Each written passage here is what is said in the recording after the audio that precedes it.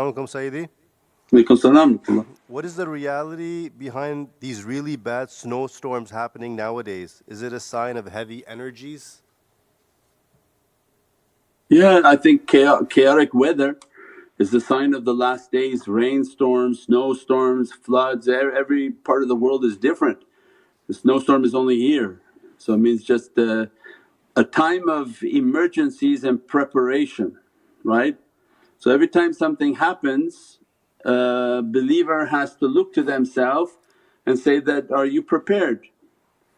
Do you have food at home? Do you have a source of energy at home?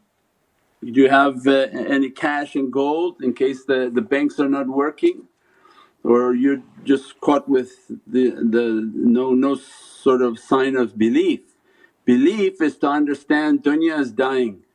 At any moment if it should kick into first gear and really die, and the bank not open and markets not open and credit card and ATMs are not working, and you relied all on that system, a sign of faith in all the awliya who train their students where you should have food, you should have a reserve in home for your food, you should have some money and cash set aside, you should have a power source. Now they have instead of a whole generator for people, they have cell technologies and batteries that they can put in apartments. So you must have a source of some sort of power, some sort of oil lantern, some sort of protection, so that if difficulty comes it's a sign of belief, Ya Rabbi I believed, and then Allah inshaAllah expand it. Because you make one step, Allah comes 99 steps. But if you didn't even make one step, then that's a sign of lack of belief. So we don't want to be caught with that type of difficulty. So all of these are signs, when the snow like that and it tips it a little bit more, yeah it could freeze and knock out all the power lines, there won't be any power. You won't be able to get in your car, you won't be able to go out and get any food or any resources. A flood comes in certain areas and everything's wiped out, or some sort of a pulse energy hits the atmosphere and knocks out all electricity. What would you do? So this is the world in which we live in, and the believer lives a life of being prepared inshaAllah, and that's a sign of their faith. And then Allah looks to them and grants them and signs off for them that they have faith and they live their life according to their faith inshaAllah. As-salamu alaykum Sayyidi. Wa alaykum salam wa rahmatullah. How will Dajjal use this system of the malakut and will use it in a dark way in the world?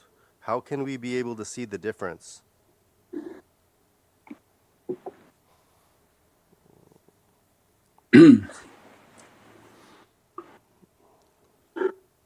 Yeah, what we described on other talks is that he's a jinn and he's disguising himself as an insan, and he's using the jinn world, not the mu'min jinn, nefarious spiritual beings, to do his magic. So these are the signs of his magic. And that's why we described in our section of Surat al-Kahf and the talks of Surat al-Kahf is not only to read Surat al-Kahf but to be from Ashab al-Kahf. And that's why the permission is to teach the tafakkur. When we teach the tafakkur and contemplation is you open up your spiritual eye, and as a result of your spiritual eye and this aqeedah and teaching that we are the people of La ilaha illallah Muhammadun Rasulullah. If at any time they come and tell you, just keep the La ilaha illallah and leave the rest, run.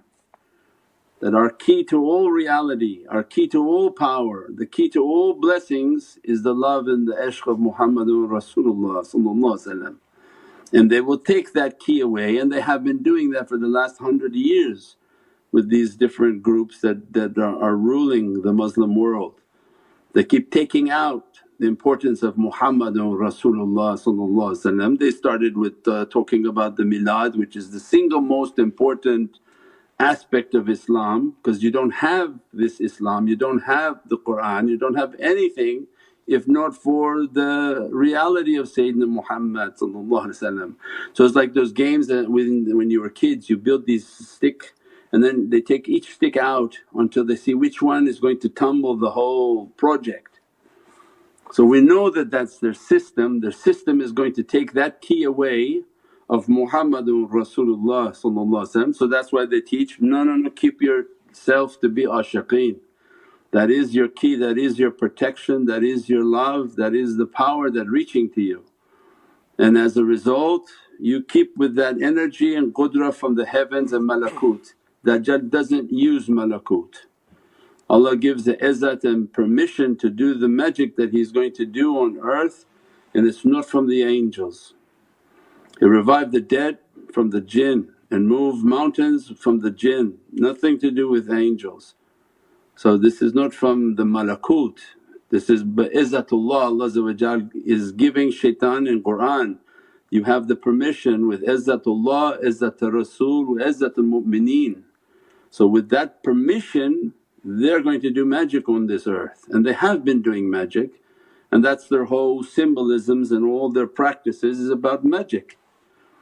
But the one whom has malakut and the heavenly power, that's not anything comparable, that they have the might and majesty of Allah supporting them. So that's the importance. That can't be duplicated and that can't be interfered with.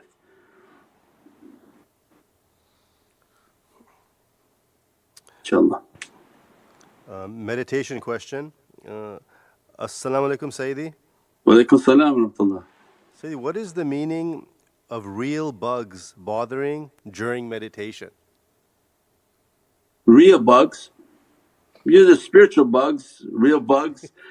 Anytime you're making an energy and anytime you're doing energy practices, there's going to be things happening. Now the energy could be agitating different physical creatures because the energy is real. You're starting to put a vibration and connect your heart, so you may start to notice different physical creatures in different areas. And then the spiritual energy, that the energies that manifest in your mind as like bugs and different agitations to stop you from meditating, stop you from trying to make your connection. This is all about the practice and interference, and this is with izzatullah, izzat Rasul wa izzat al-mu'mineen. It's a part of the practices. This is by permission. Anyone whom's sitting saying, Bismillah, a'udhu billahi minash shaitanir bismillahir rahmanir rahim, intending to make my meditation and connect my heart, then Allah going to test them. So all of this interference, all of these difficulties, so that to see if they're able to connect their heart, keep consistent with connecting their heart. It's not the easy thing to do, it's the most difficult practice to do. And once they can master that, that's what we describe, then their salah has power. Because if they can't meditate, then imagine thinking your salah has any power.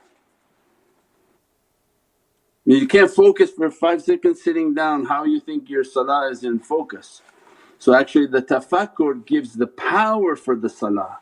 The one whom is able to reach their tafakkur and contemplation, able to reach that connection, then imagine then their salah what type of power it has, because it's connecting. They're able to begin to open their heart, open to feel the energies, open to feel these realities. Now their salah, their practices are becoming alive. So that has a tremendous bounty. So you don't think shaitan is going to allow that. He's just saying, oh look, they're going to meditate, that's wonderful. No, because if this person reaches their reality, it's going to cause problem for shaitan and it becomes untouchable for shayateen. That's not something they're interested in. So then tafakkur becomes very difficult, and that's why there has to be so much training, that you have to make madad, you have to have the ta'weezes, you have to sort of call upon the madad of the shaykhs, the madad of what's been written for the shajara, and calling upon the chain, because we need a lot of support to achieve that reality, because shaitan's not happy. So that has immense significance. It's definitely not something easy, and it's tremendously important. Alhamdulillah, I get a lot of comments that people love the question and answers. So thank everybody for asking all these questions because a lot of people in the audience they're listening.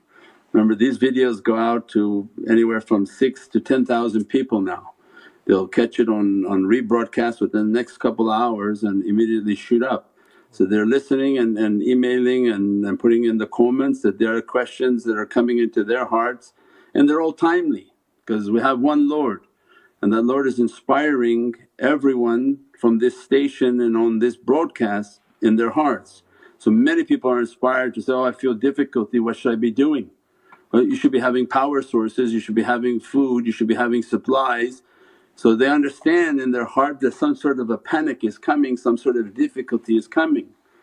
They have the same questions on how to connect, how to that's why we started off with how to negate yourself to be nothing. Because this whole world is built on you being something. So we're competing with Facebook telling you go live. And then person thinking you watch these things and who's this guy? This is some kid in the middle of nowhere in a village is going live because shaitan is not leaving even one person out from his misery. So in a world in which we're trying to be and to make ourselves negate and to be nothing, to reach to the divine power, shaitan is aggressively saying, no, make yourself something.